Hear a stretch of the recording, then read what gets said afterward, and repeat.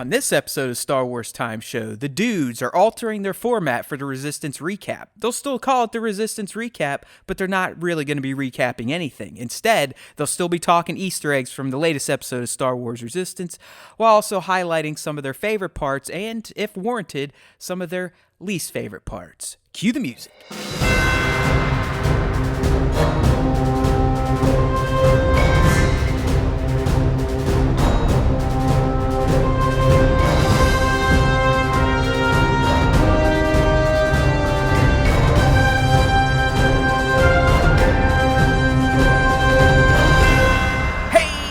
Everybody, welcome back to a special edition of the Star Wars Time Show, and it's special because we're doing one of our recap / it's not really a recap episodes again for Star Wars Resistance. In particular, we're tackling S2E4, Hunt on Celsor 3. So as you heard from the announcer, we're changing things up, because Nick and I, we were kind of punting the football around a little bit last week after the cast going, you, as in me, I put out the recap video on Monday for the show, and I do the Easter egg deal, and then we'd come back on Wednesday and essentially recap my recap of the show. So knowing that the Mando is on the horizon, we're going to do something similar with that in terms of coverage, we kind of made the executive decision to just chill the fuck out on the full recaps. The recaps will be handled in the videos that go out within 24 hours of a new episode airing, and then the podcast version will still highlight the Easter eggs because those are always fun to talk about. But instead of just sitting there and verbatim ripping off the plot, we're going to just be like, I like that, I didn't like that, that was dumb, that was cool, overall it was okay, or shitty, or 2 thumbs up. Sound good, my friends? Excellent. All right, Nick, so we kept the Easter egg part. Not that we have a ton to talk about from this episode. I mean, this entire season so far has been rather devoid of Easter eggs, at least in comparison to the first half of season 1. And some of that's because I'm not going to sit here and rehash shit that we've talked about before.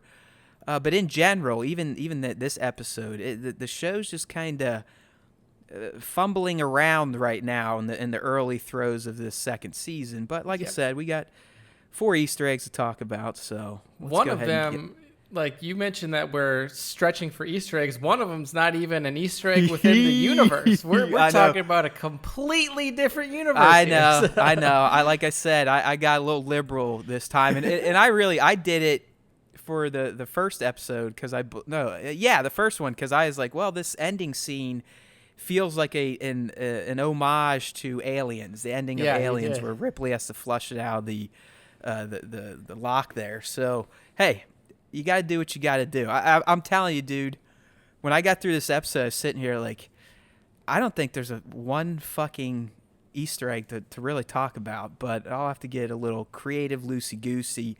So here we are. So I'm really the first one that it stands out. And I ran with it, even though we've highlighted what the pirates do with their scavenging and repurposing of, Imperial era and sometimes even Republic era armor, specifically from the bad guys. But we did get another pirate skiff this time, and instead of just having TIE fighter parts, it had TIE interceptor parts. Completely different ship, so it's a new Easter egg. Yes. Yeah, right. I mean, it does. It looks cool, and if you're following along on the post, that's like our thumbnail image on the video that you can see. You can see like the half wings from the interceptor. But yeah, I mean, the pirates, they should really just be like called pirates and scavengers, because they are the true definition of scavengers. And at this point, not so much pirates anymore. Like, their piracy kind of came to an end near the beginning half of season 1, and now they're kind of, they're more of scavengers, and they're living with the people of the Colossus. Well, hell yeah! In this episode, they turn themselves into hunters just because Kragan's trying to undermine the power structure on the Colossus with Doza, and they basically don't have any food and drink. So I mean, this whole episode was about one big hunt, and Kragan kind of took the lead on that and learned once again that even though Kaz might be stupid, you should sometimes listen to his advice. But that's why we love our buddy Kaz. So I did. There was a part of me that wanted to run a little bit deeper with this specific egg, where I'd be like, maybe that's Von Reg's ship, some of the wings left over, because remember he did get blown up, I believe, at the end of season 1. But I was like, yeah, there's no way they blew them up and then found the debris already and fashioned another skiff. But I was thinking about that angle just to try to get any sort of juice out of this episode. Yeah, I mean, it's red. We haven't seen any kind of red wings before. So, I mean, I feel like that's a good logical leap to take. Yeah, right. It's not like they had red paint in the Star Wars galaxy, so it's not like the pirates could have painted it. It had to have been made red. So, yeah, there you go. Like I said, that's kind of like what I wrestle with in my head sometimes when I'm looking for eggs and references. Like, is this so fucking far out that they're going to laugh at me? Probably, so I'll just run with the TIE Interceptor part. Yeah. All right, next one here. And Torez Room has always been ripe for Easter eggs. And honestly, I'm pretty sure I mentioned at least 2 of these last year. I couldn't find it in the archives. I honestly did go and look and try to find if we've done these. But we're in Torez Room. I was kind of hoping her and Kaz were going to go in there and get a little freaky with each other. But that didn't happen. They're just hashing out a plan. But again, we see, we know she's got a Phoenix Squadron poster. She's got a Max Rebo doll, an Ewok doll. And like I said, I'm pretty sure I mentioned these first 2. But we also see she has a Bausch Bounty Hunter doll, a Stormtrooper doll. But the new one, and it may be new just because I delete my brain every weekend, she had a T-16 Skyhopper model. Got it straight from Luke Skywalker. Probably. The Lars homestead was abandoned, so you never know. They probably had like a fire sale there, Oh, yeah. We know that an auction. The Jawas ran it for everybody. Yeah, but again, like you mentioned, Tora has always been a huge fan of the Age of Rebellion. I'm sure that's not what they call it in the Star Wars universe, but hey, maybe it is.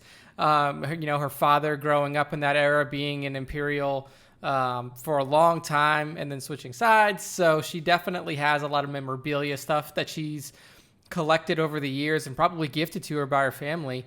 So these are always fun to see. The Bausch Bounty Hunter one in particular is really cool. The T-16, you can just think back to A New Hope. You see Luke sitting in the little area where he's giving C-3PO the oil bath, and he's just kind of waving that thing around the air. He's literally flying it around like he's playing with a toy. It's the same thing myself and all these other toy photographers do well into our later years.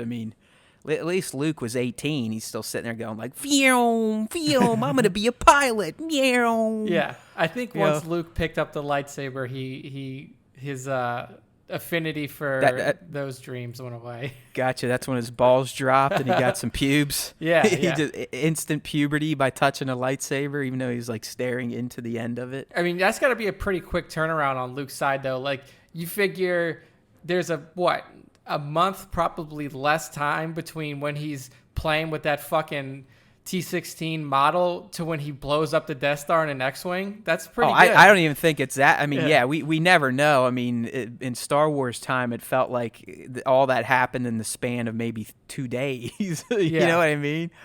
Maybe 3 days. But yeah, he's a quick learner. That's kind of like how both he and Rey went to some random shitty weather Jedi hole, and within a day or 2 came out almost Jedi Knights. Yeah, exactly. People with strong Force affinities like that, they don't need much time. They're essentially in the Matrix. They can just get shit downloaded to them. I know Kung Fu. Exactly. Like, they just plug it in. Yeah, I know the Jedi Master hits the upload button, and then boom, they're ready to go. The eyes start going back and forward. He's like, whoa. Whoa. Yes. So, yeah, hey, these Force people can learn quick. So, Tora is always good for pure Easter eggs, and she didn't disappoint this time around. Next one here, and feel free to roll your eyes, my friends, because this one is an eye roller, but I don't know how I've never not noticed this before, That didn't make any sense. But the Fireball's cockpit door is an X-Wing cockpit door. Yeah. Makes sense, right? Yeah, and honestly, if you look at the Fireball, even just on the graphic in this video, Nick, from that perspective, this top down, you could argue it may have been fashioned out of an X-Wing fuselage at least. I was going to say that I feel like that, kind of like the pirate ships where they're cobbled together from specific pieces, I do feel like the Fireball was probably put together from a couple of different ships And now we see, the fuselage definitely has that X-wing flair to it. Right. And again, it was built as a racer, so you're not.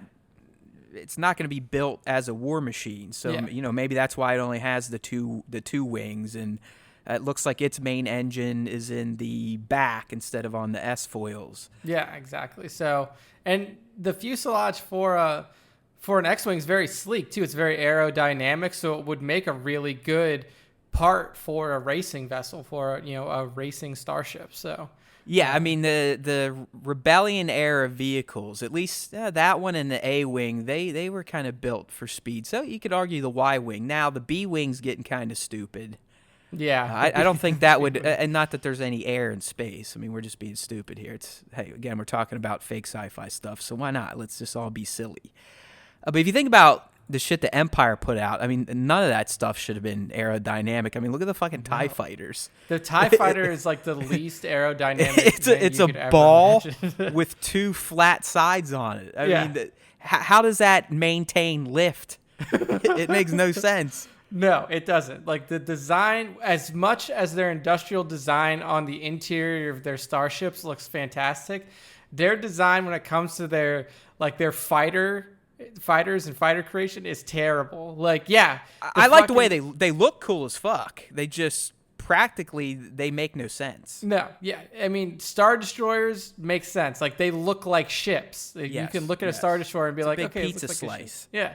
But if you look at like an interceptor, if you look at a TIE, just like a regular TIE fighter, the TIE bombers have two motherfucking balls right next to each other and then the wings. So, they have always had that, a little bit of a weird design concept to them. They go for fashion over function when it comes to the bad guys of Star Wars. There's no doubt about that. I mean, even Kylo Ren's command shuttle's kind of fucking stupid. Yeah, I know, right? If you think about it, I mean, it's like a big V. Yeah.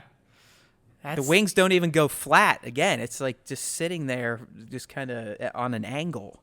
Yeah, it's some weird design aesthetic. Since we're on this ship fetish thing here, I do think the Imperial Shuttles were sexy ass ships that probably could fly. Yeah, so the shuttle Tidarium. Shuttle Tidarium. We saw in all that. Vader shuttle, Palp shuttle. Mm-hmm. Yeah, those were cool looking. I do, and like you can see where the First Order tried to model like the lander after that, but it just like it missed. Like it didn't have the. Yeah, they're like, fuck it. Concept. The wings don't have to go all the way down, and we don't need the dorsal fin. Yeah, we don't need the fin up top. The wings, they'll do whatever we need them to do. It's fine. But yeah, I agree with you. Like.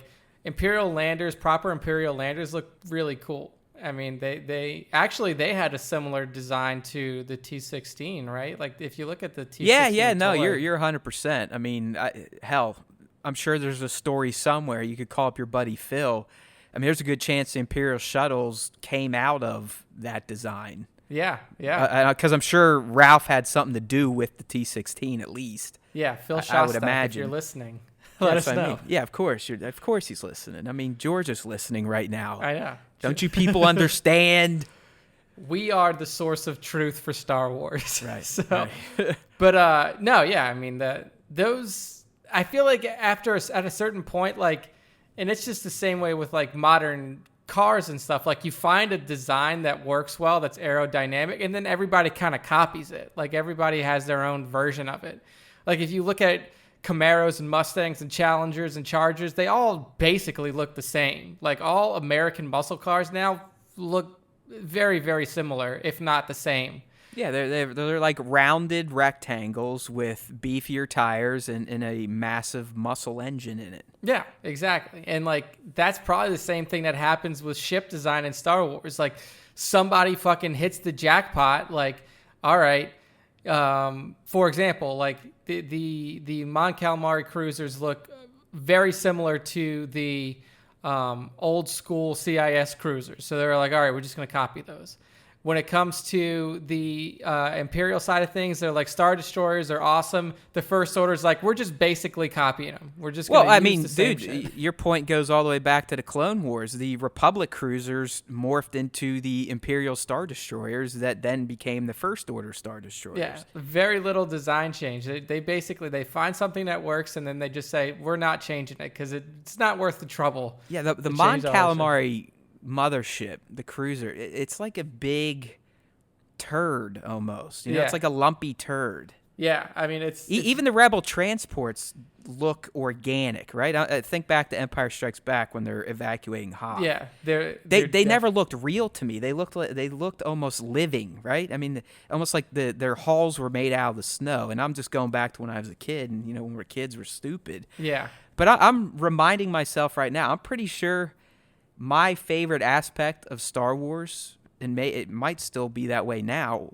was the space stuff. The ships, the space battles, this, that, and the other thing. I think it's because when we were kids, like, especially you being older than me, like, you didn't get to see a lot of stuff like that in movies. Like, Star Wars was the first movie to really do space combat, space representation in a way that didn't seem like hokey or like shit wasn't hanging off the strings and stuff. Like, they took it, George, and that's why Star Wars became what it is, because George had a vision for, like, I want to make space seem realistic, and he did. And, like, he executed it in a way where, like, now when designers, like real spaceship designers, are building things to go into space, like they can like reference like, oh, I wonder if this design from these, sci-fi movies back in the day can actually work. And like, right. It's all kind of coming back to me as I'm sitting here and we're talking about it. I'm like, I'm pretty sure it was the ships that is what made me who I am today in terms of my Star Wars fandom. Oh yeah, dude! The first time you see that Star Destroyer, I mean, the very opening of A New Hope, it's like, holy shit. I mean, he did with that one shot. That might be George's greatest shot of his entire career, honestly, because with that one shot, he not only shows the basics of the disparity of power between the rebellion and the Empire, but he also does something that's never been done in cinema history before, which is a realistic representation of space and ships in space. So, I mean, you talk to anyone that was around when that movie came out, and no one knew what to expect. Oh, this could be stupid. It's going to be out of theaters in a day. Anyone that saw that for the first time, what do they usually tell you? The first thing where they're like, "Holy shit, I know this is going to be special." It's that shot. It's when A New Hope, or back in the day when Star Wars opened, and you got a ship flies by and then some laser bolts come overhead, and then you got this other massive thing just coming, and it feels like it was flying over the top of your head. People were like, what in the fuck is this? I don't care. This is life. Yeah, exactly. And then here we go. Now, almost 50 years later, you still got people like you and me. I'm approaching my 40s, and I sit here 2 times a week and talk about Star Wars to another Star Wars fan.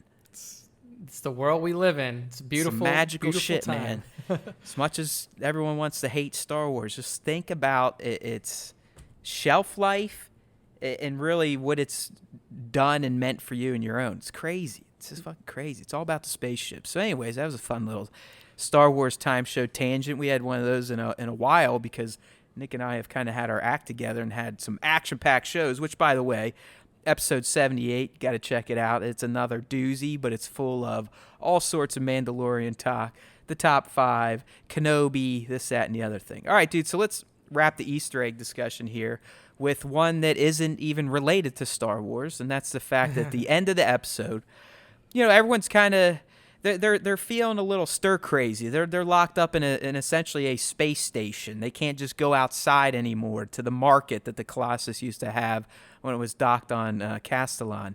So what Niku does, and he's such a thoughtful motherfucker, he throughout the episode essentially gathered up his belongings and traded them for parts to build what I'm calling a holodeck-like projector. So yes, my friends, we have a Star Trek reference in Star Wars. And Nick, I was sitting there, and maybe you can remember, but there's been nothing really in Star Wars where they replicate an environment, right? Yeah. I mean, the closest I could think was, I think, AOTC, where Yoda's talking to the younglings and they throw down that marble and you get a map of the space, but that's still not even close to what Niku achieved. Oh, yeah, no. From what I can remember, I mean, this is even reaching back into the shows, into the animated series. I don't think you've ever had a proper holodeck projection. Like, yeah, you get people, holding up these little holo projectors where they can essentially FaceTime with each other, but you've never had like a full style deck like Niku created for the Colossus. So yeah, I think you're right. I think it's the first time we've ever seen it. I think there may have been things like this mentioned in books, like in novels. Okay, yeah, it drove me nuts because I kept going like, I know I should write this down. I just can't tie it back to Star Wars. I can tie it directly to Star Trek, but not the wars. Yeah. Yeah, I mean, it's definitely the first time that we've seen it visually represented. Right. People who are really into EU, old EU or new EU, you could probably pull out a reference where something like this has been described, but this is definitely the first time we've seen one. All right, gotcha. So there you go, my friends. Those are your 4 Easter eggs / Star Wars, Star Trek references that we cooked up in Star Wars Resistance S2E4 Hunt on Celsor 3. Now, like I said, this time we'd usually go into our full-on recap. That's no longer happening. So if you're here to hear the episode recap to you by yours and yours truly, you're in the wrong place. You need to go back to YouTube and check out the recap on our channel there. But what we are going to do, I'm just going to kind of go through and talk about some of the things I liked, and they will be in a somewhat chronological order, so if you did watch the episode, these moments should stand out. The general gist of the episode, my friends, was that the Colossus has run out of food and drink, and Antsy and everyone's essentially telling Doza, you need to figure something out or we're out of here. So the plan essentially turns into they're going to go hunt that big-ass manta whale shark from the last episode and eat it. All right, so there's your mini recap. So anyways, Nick, the first thing I kind of liked, and Niku's always good for likable moments in every episode, but right there at the beginning, Aunt Z threatens to walk out and essentially starts the mutiny. She's like, all right, let's go. I'm out of here. And Kaz is like, no, we can figure this out, right? And then he sees Niku, his best friend, walking by him, and Niku's like, yeah, I'm going to leave too. And Kaz is just like, what the fuck, Niku? I mean, it was so vintage Niku. Yeah, it's one of those moments where I'm not sure if Niku really understood what he was saying or doing or anything. He just saw like a bunch of people fucking walking one way. He's like, I'm going to. Right. It was like the last episode with the pirates where they get on this ship, or 2 episodes ago, and they have a mission. You need to get coaxium. But as soon as they get there and he sees the pirates stealing shit, he's like, "Oh, okay, I'll do it too." I mean, he's like he's like a 2-year-old. He'll just go with the action and do whatever those around him are doing. So he's always good for a little bit of fun, a smile. And he's got another moment here of mine too. Another one, I love how Tora is essentially becoming the hero. I mean, she has become Kaz's partner in crime, right? Yeah. I mean, it seems that they're going to get paired up on pretty much any major mission from here on out. And when we talk about next week's episode, again, it looks like they're going to get paired up on a dangerous mission. But Tora is a great foil to Kaz, because Kaz still is kind of this. I mean, his heart's in the right place, his mind's always in the right place, but his brain has problems figuring out how to do what needs to be done. Yeah, and Tora's kind of had the guidance of her father for her whole life. She's always been more of a tactical mind when compared to Kaz. So having her there at his side saying like, hey, I like your enthusiasm, but let me kind of take the lead here, and that way we can kind of get shit done instead of just fumbling around and hoping stuff works out like it used to for you all the time in season 1. Let's actually kind of put a little She planning behind it. kind of balances Kaz's klutziness, because in the end, it's not like Kaz is stupid. Yeah. It's not like he's scared. I mean, he's very brave, and for when he kind of saves the day, he does have some sort of smarts, gumption. I don't know what you want to call it, but he's not an idiot. He is a walking disaster. Like, he's just a physical klutz. It's like he thinks of something. This is kind of the way that I think of Kaz. Like, he thinks of an idea, and when you hear it as a listener, you're like, that could work. It's definitely not the best way to do it, but it could work. As long as Kaz has help, right? Yeah, it's like there's no way. It's like you need a lot of shit to go right for it to work, and then as you watch the episode, you're like, everything just kind of shit falls in place, and you're like, man, that definitely wasn't the best way to get this done, but like they got it done, and like that's kind of how Kaz works. Like he has an idea, and he knows that there is a way that his idea can work. And he is going to do everything that he can to make sure that it's successful. And like you said, he's brave as fuck because he never turns away from anything. Like, you don't see him running away from conflict or of course. He's always the first one to volunteer to get in the thick of shit, right? I mean, he's always like, all right, I'll do it. Oh, they're talking, this mission's going to be terrible. You may die. You're going to go hunt this big beast. He's like, all right, fuck it. Yeah. I think most of the time, the reason that his plans succeed is because he's got the balls to try it. Like, anybody else, any other logical person would be like, I don't know, dude, let's give it 10 more minutes and try to think of a better plan. Kaz is like, fuck it. No, we go now. Right. This is the plan. Yeah, it's almost like he has no fear, but to his own detriment. You know what I mean? Yeah. It's like, people like Tora almost have to... They temper his eagerness sometimes and give him a little clarity and potentially a better way to attack. So I'm becoming a big fan of Tora. She's clearly been bumped up to the big leagues to fill in for Tam this season, and I'm a fan. Plus, me, I'm kind of weird, like cartoons and stuff. I think she's good looking. There you go. Another moment I kind of like, and this was just vintage Pirates, but... so essentially the pirates go out and they fail trying to capture this beast, which we learned is now it's called the Jakusk. Yep. And they actually lose 2 of their members. They crash, and the pirates are just like, fuck it, we're out of here.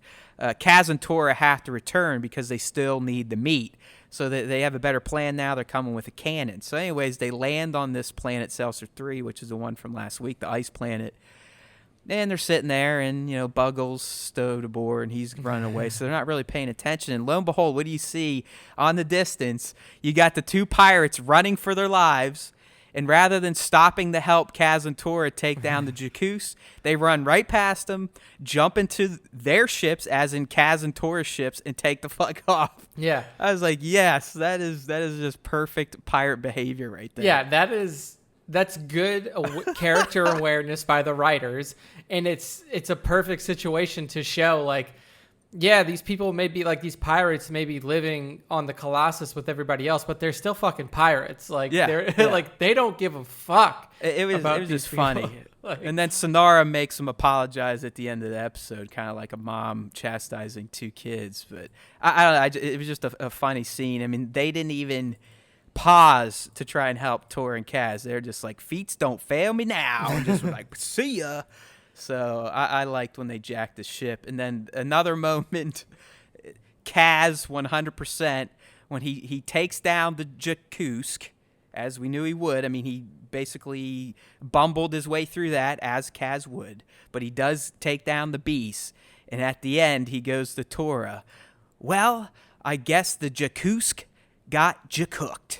I was like, that's fucking such a Kaz line, and even Tora looked at him like, seriously, dude, you're such a loser. Yeah, I mean, that is quintessential Kaz. Like, he can't help himself sometimes. Like, he's just like, and he does like this, that, like a little, where he pumps his fist, like, yeah, I'm pretty slick, aren't I? Mr. Comedian, sign him up at the Funny Bone on Celsor 3.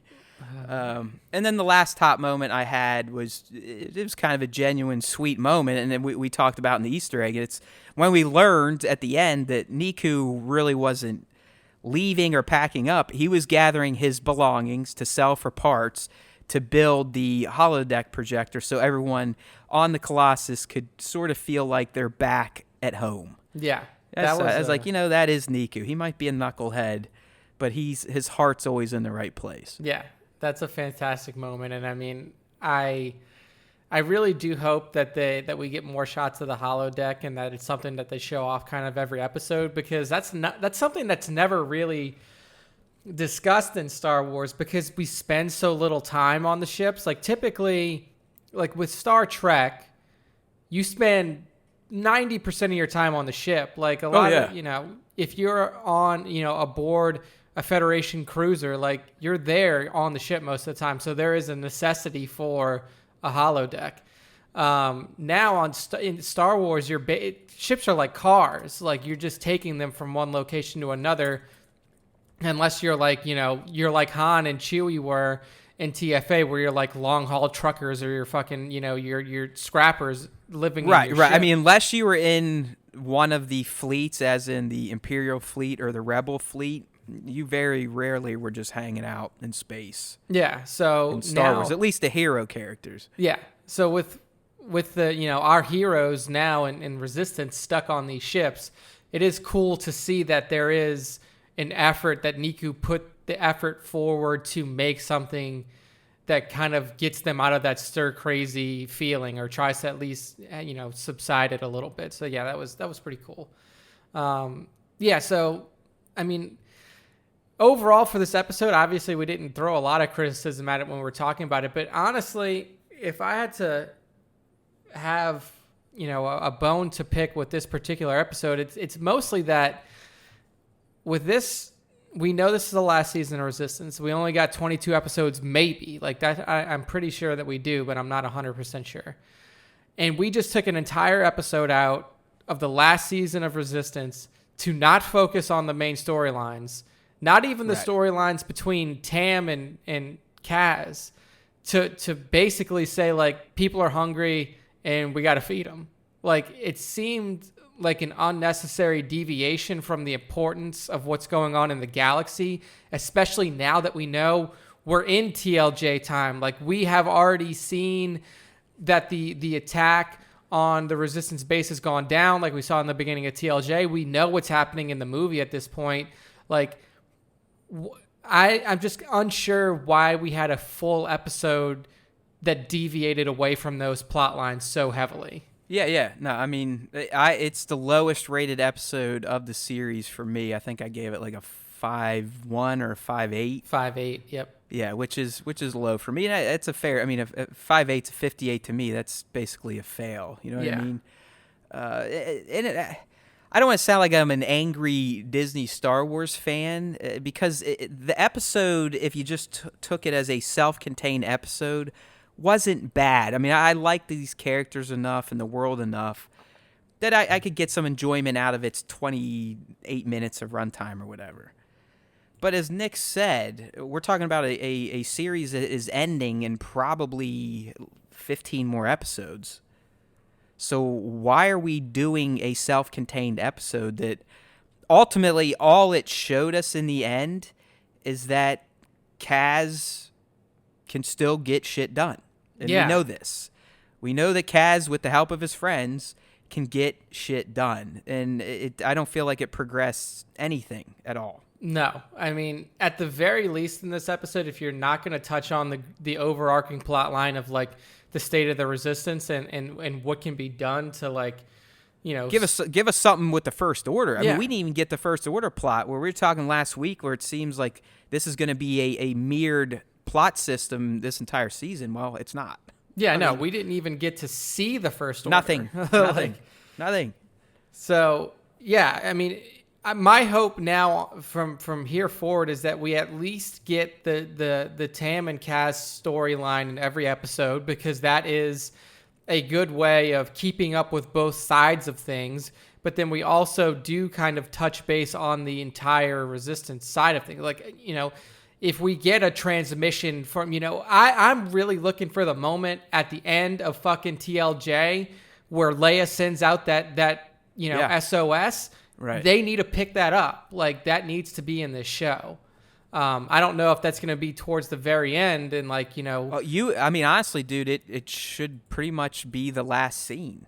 Yeah, so we need to see that, but we also need to see like, some more, building, like what else is happening in the galaxy. Like, yes, I appreciate the fact that they are focusing on the people that are in the Colossus, but I don't think we needed a full episode dedicated to it. It was a waste of time. And we were talking off mic.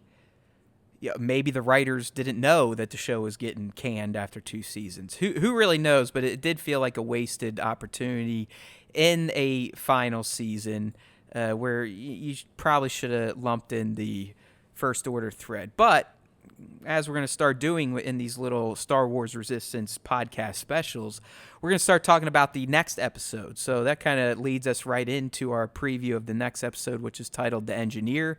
This is going to be dropping this upcoming Sunday, so November 3rd, I believe, around 6 o'clock East on Disney XD, and then later in the night on Disney Channel. Then it should be on all the streamers after, 3 a.m. EST. So, Nick, it's called The Engineer, and in the clip, Niku fixes the Colossus's long-range scanner and instantly gets a distress call. Unfortunately, it's not the distress call you were just talking about, because that's kind of what I was thinking when I read the PR email. I was like, oh, shit, is this the one? Because I'm right with you on that. But it's not. It looks like it's coming from I got a brief write-up. It's a Nikto, right? A Nikto engineer, which I believe is Niku's species. Yeah. Same engineer, same species. So essentially, she sends out a distress call, and Kaz and I believe Tora are going to go rescue her. But it does look like we will be getting the First Order back in this episode, because we learn that the engineer was attacked by the First Order. Yes. And one of the screenshots I got from the PR people literally shows Pyre looking out of the command deck of his Star Destroyer at the Colossus. There you go. Okay. So I feel like they may be finally catching up to each other again, but we should get something, maybe even just a segment from the First Order plot in The Engineer. Yeah, absolutely. I mean, this one seems like we're moving back in the right direction. I like the commentary that was given by Doza and Yeager after receiving the transmission. Like, their heads are in the right place, because, Kaz and Niku see this transmission and they're like, oh, we have to go help this person. The thing is like the transmission scrambled in terms of the way that you can see it. You can still hear everything. So they're like, hold on. We don't know if this is a setup. This could be a First Order plot just to suck us in and then capture us. Like, you guys need to, tone it down a little bit, because if we just run out there, we could end up dead. Yeah, totally. And then, of course, Kaz and Niku, being the ever optimists, are like, look, we need to see it, or it could be that this is real and there's somebody out there that needs help and they could die if we don't go. So I like having that juxtaposition between the older fellas and Yeager and Doza, and then having Kaz, the ever optimist. Oh, yeah. Well, you saw what happened after this, though. I mean, he volunteers himself. And they're like, bring somebody who knows how to shoot. Yeah, they're basically, bring someone that's not an idiot. Yeah, so, that's not a clumsy dope. So I think you're dead on when you said Tora's going to go. I actually know who it's going to be from the images. For some reason, I forgot. It's going to be Synara. Oh, Synara's gone. Okay. Yeah, I mean, those are Kaz's women. Let's not lie. I mean, he bounces between Tora and Synara. Oh, yeah. He definitely had something for Synara. I still am trying to ship him with Tora, though. I've been trying to ship him with Tora ever since I saw the fucking poster, and she was literally in the main group. Yeah. But then the whole first season, she basically was non-existent because she was an ace, and the aces really weren't a focus of season 1. Exactly. So, yeah, I mean, we really haven't seen a lot of Kaz and Synara so far in season 2. I mean, it's been kind of here and there, but definitely not to the level that it was in season 1. Like you mentioned, like his new wing mate is now Tora. So it's going to be interesting to see how these two go out on a mission together and see what kind of bubbles up there. Yeah. So do you think this engineer will become a new cast member, kind of like how Synara and the Pirates eventually just became part of the cast, since they're stationed on the Colossus now, or do you think this is kind of a one-off deal? I mean, I almost look at this point, I look at the Colossus as like fucking Noah's Ark. Like they just take everybody. Pretty much. Okay, so she'll be sticking around, right? Come on. Yeah, I think so, because their ship is clearly disabled or blown the fuck. Like, she needs somewhere to go. We know that the First Order is hot on their trail, so I would imagine that she's at least going to have an arc on the Colossus. Oh, me too. I mean, itself. the fact that it's titled the Engineer, there's a good chance her skill set may be in need by the Colossus. So absolutely, I'm with you. I mean, she'll definitely probably be background fodder for the rest of the season. So this episode's coming up, like I said, on November 3rd. We'll be watching, or I will be. Nick's gonna have to find his mega bootleg. Yeah, I gotta find my sources. Like I gotta reorganize. Eventually, I'm gonna have to translate it to Braille form or something. Or, I know. Yeah, because he's kind of in between habitats at this point, and he's being held down by the man, forcing him to have a certain cable plan that oddly does not cover Disney. So. It doesn't cover XD. I don't get it, dude. I don't, because it worked before, and obviously for those of you watching or listening to this, I watched all the episodes of season 1 legitimately, and now for some reason Spectrum has decided that my cable plan does not include Disney XD for let's just say this season I could essentially cook up episodes just for Nick, and he probably wouldn't know if they were real or not. I could just be like, oh yeah, and this one Sonara started fucking Kaz, and then Kaz started banging Tora. It's like, damn, and then, really Niku got hooked on death sticks. It was crazy. Doza's doing spice in the bathroom with Yeager. He'd be like, holy shit, man, I got to get my Disney sub back up. Yeah, no, what the hell's going on here? I got to catch up. But hopefully he gets himself some Disney Plus, because like I said earlier, we'll be doing something similar for every episode of The Mandalorian. That's going to be, man, that is just a pace. I think it drops November 12th, and it'll be all over by the end of December. So get your asses tuned in. I mean, it's that time of the show to say goodbye, and, head on over to StarWarsTime.net. Maybe you missed something today. Maybe you're not subscribed to the right podcast platform. You can do it all on StarWarsTime.net, because there's always time for Star Wars time. And as I mentioned earlier, if you do want a pure recap of this episode with a little bit of review thoughts, you can always get that on StarWarsTime.net or just through our YouTube channel, youtube.com/StarWarsTimeShow. Hook it up. Once you get there, sub if you're awesome, like if you're even cooler, and then tell a friend, right? This is all about, we got to grow the Star Wars Time Show community. It's time. There's a few members, and they're solid members. We got Star Wars Black Series 2019, Everything Kylo, Sir Dork, Figure Fucking Hurts. Let's go. Let's go. Operators of the Republic. Let's do it. We need more. Get in on the fun. Seriously. I hate to beg, but we do what we do because we love interacting with the rest of you. And the fact that we are getting interactions now just makes us even more pumped to keep doing this shit. And it is shit, but we appreciate you consuming our shit. Not literally. You know what I'm talking about. All right, my friends. You know what time it is. It's time for the sign off. If you listen to the Star Wars Time Show, the Force will be with you always.